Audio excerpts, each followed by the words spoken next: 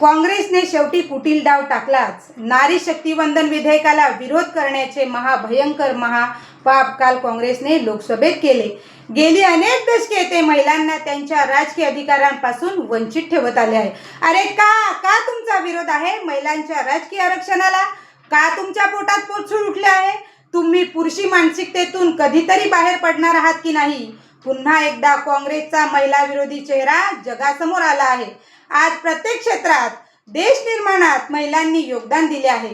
50% लोकसंख्या असलेल्या नारी शक्तीला देशाच्या निर्णय प्रक्रियेत सहभागी होण्याचा हा अधिकार केवळ आणि केवळ काँग्रेस व त्यांच्या मित्र पक्षांमुळेच गमवावा लागला आहे। हे बिल सर्वसामान्य महिलांसाठी मोदीजींनी आणले होते। हे विधेयक महिला शक्तीचा सन्मान करणारे विधेयक होते। त्याची किंमत खासदार प्रियंका गांधी, खासदार प्रणिती शिंदे, खासदार सुप्रियाताई सुळे यांना कशी काय कळणार? कारण त्यांना तर खासदारकी विरासतमध्ये मिळालेली आहे। कारण त्यांचे बापजादे हे पंतप्रधान, गृहमंत्री, मुख्यमंत्री होते। किंबहुना काँग्रेस पार्टी ही प्रियंका गांधी यांची पारिवारिक पार्टी आहे। राष्ट्रवादी काँग्रेस पार्टी ही सुप्रियाताईंची पारिवारिक पार्टी आहे।